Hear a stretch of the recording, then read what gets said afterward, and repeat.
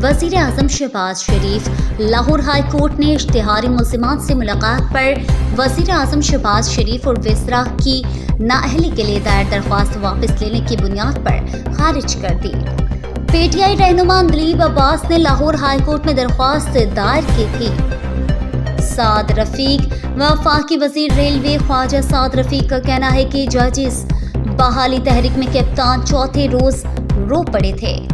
वज़ीर रेलवे ख्वाजा साद रफीक ने लाहौर से जारी किए गए बयान में कहा है कि हम तब भी कई माह बंद रहे, सच जानकर जियो। पाकिस्तान में कोरोना वायरस की केसेस में मुसलसल इजाफा जारी है। गुज़िश्ता 24 घंटों के दौरान इस मौजी वबा के बाइस 2 मरीज जाँ बहक हो गए। मुल्क को कोरोना मरीजों के हवाले से मुरतब की गई फहरिस्त में 52वें नंबर पर है।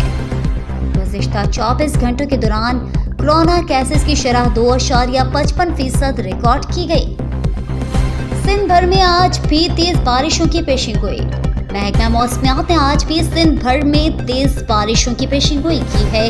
कराची, हैदराबाद और टंडोरा यार्ड समेत सिंध के मुख्तलिफ शहरों में वक्फे से बारिश का सिलसिला जारी है। डलवाली को सत से मिलाने वाले आरजी पुल पर ज्यादा पानी के आने की वजह से बहुत ज्यादा तादाद में झाड़ियां, काइयां और बहुत से पौधे सैलाबी पानी के साथ पुल पर इकट्ठे हो गए थे, जिससे पुल के टूटने का शदीद खतरा भी पैदा हो गया था। मालूम होने पर एमपीए जनाब चौधरी एहसन सलीम बरियार साहब की फौरी खुसूसी हिदायत पर महकमा डिस्ट्रिक्ट कौंसिल सियालकोट की जानिब से नाला पलकों की सफाई का काम किया जा रहा है, जिस पर अहले इलाका जनाब एहसन सलीम बरियार साहब के बहुत मशहूर हैं।